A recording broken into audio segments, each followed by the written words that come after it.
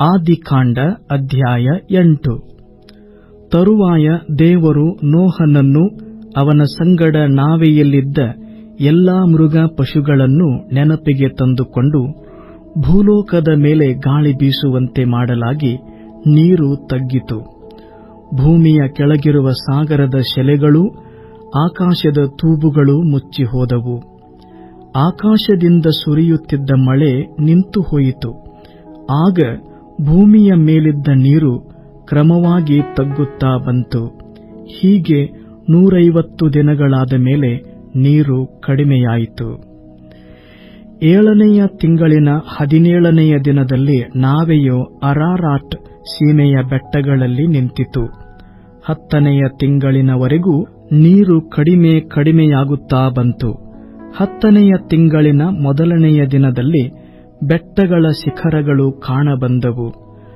40 ದಿನಗಳಾದ ಮೇಲೆ ನೋಹನು ತಾನು ಮಾಡಿದ ನಾವೆಯ ಕಿಟಕಿಯನ್ನು ತೆರೆದು ಕಾಗೆಯನ್ನು ಹೊರಕ್ಕೆ ಬಿಟ್ಟನು. ಭೂಮಿಯ ಮೇಲಿದ್ದ ನೀರು ಒಣಗುವ ತನಕ ಆ ಕಾಗೆ ಹೋಗುತ್ತಾ ಬರುತ್ತಾ ಇತ್ತು. ಹೀಗಿರಲಾಗಿ ನೀರು ಇಳಿಯಿತೋ ಇಲ್ಲವೋ ಎಂದು ತಿಳುಕೊಳ್ಳುವುದಕ್ಕೆ ನೋಹನು ಪಾರಿವಾಳವನ್ನು ಹೊರಕ್ಕೆ ಬಿಟ್ಟನು.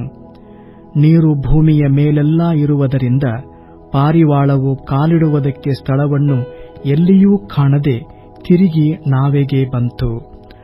ನೋಹನು ಕೈ ಚಾಚಿ ಅದನ್ನು ಹಿಡಿದು ನಾವೆಯಲ್ಲಿ ತನ್ನ ಬಳಿಗೆ ತೆಗೆದುಕೊಂಡನು.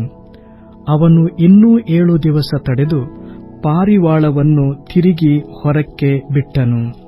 ಸಂಜೆಯಲ್ಲಿ ಆ ಪಾರಿವಾಳವು ಅವನ ಬಳಿಗೆ ತಿರುಗಿ ಬರಲು, ಆಹಾ, ಅದರ ಬಾಯಲ್ಲಿ ಎಣ್ಣೆ ಮರದ ಹೊಸ ಚಿಗುರು ಇತ್ತು. ನೋಹನು ಅದನ್ನು ನೋಡಿ ನೀರು ಭೂಮಿಯ ಮೇಲಿಂದ ಹರಿದು ಇಳಿದು ಹೋಯಿತು ಎಂದು ತಿಳುಕೊಂಡನು. 7 ದಿವಸದ ಮೇಲೆ ಪಾರಿವಾಳವನ್ನು ಬಿಡಲು ಅದು ಅವನ ಬಳಿಗೆ ತಿರುಗಿ ಬರಲೇ ಇಲ್ಲ. 601ನೆಯ ವರುಷದ 1ನೆಯ ತಿಂಗಳಿನ 1ನೆಯ ದಿನದಲ್ಲಿ ಭೂಮಿಯ ಮೇಲಿದ್ದ ನೀರು ಇಳಿದಿತ್ತು. ನೋಹನು ನಾವೆಯ ಗವಸನಿಗೆಯನ್ನು ತೆಗೆದು ನೋಡಲಾಗಿ, ಆಹಾ, ಭೂಮಿಯು ಆರಿಹೋಗಿತ್ತು. 2ನೆಯ ತಿಂಗಳಿನ 27ನೆಯ ದಿನದಲ್ಲಿ ಭೂಮಿಯು ಒಣಗಿತ್ತು. ಆಗ ದೇವರು ನೋಹನಿಗೆ, ನೀನು ಹೆಂಡತಿ, ಮಕ್ಕಳು, ಸೊಸೆಯರು ಸಹಿತವಾಗಿ ನಾವೆಯನ್ನು ಬಿಟ್ಟು ಹೊರಗೆ ಬಾ. ನಿನ್ನ ಬಳಿಯಲ್ಲಿರುವ ಪಶು, ಪಕ್ಷಿ, ಕ್ರಿಮಿ ಮುಂತಾದ ಎಲ್ಲಾ ಜೀವಿಗಳು ಹೊರಗೆ ಬರಲಿ. ಅವುಗಳಿಗೆ ಭೂಮಿಯ ಮೇಲೆ ಬಹು ಸಂತಾನವಾಗಲಿ. ಅವು ಅಭಿವೃದ್ಧಿಯಾಗಿ ಹೆಚ್ಚಲಿ ಎಂದು ಆಜ್ಞಾಪಿಸಲು ನೋಹನು ಹೆಂಡತಿ, ಮಕ್ಕಳು, ಸೊಸೆಯರು ಸಹಿತವಾಗಿ ಹೊರಗೆ ಬಂದನು. ಮೃಗ, ಪಶು, ಪಕ್ಷಿ, ಕ್ರಿಮಿಗಳೆಲ್ಲವೂ ತಮ್ಮ ತಮ್ಮ ಜಾತಿಗನುಸಾರವಾಗಿ ನಾವೆಯಿಂದ ಹೊರಗೆ ಬಂದವು.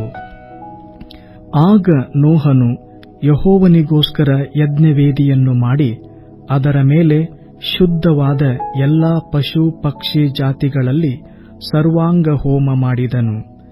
ಅದರ ಸುವಾಸನೆಯು ಯೆಹೋವನಿಗೆ ಘಮಘಮಿಸಲು ಆತನ ಹೃದಯದೊಳಗೆ, ಮನುಷ್ಯರ ಮನಸ್ಸಂಕಲ್ಪವು ಚಿಕ್ಕಂದಿನಿಂದಲೇ ಕೆಟ್ಟದ್ದು, ಆದರೂ ನಾನು ಇನ್ನು ಮೇಲೆ ಅವರ ನಿಮಿತ್ತವಾಗಿ ಭೂಮಿಯನ್ನು ಶಪಿಸುವುದಿಲ್ಲ.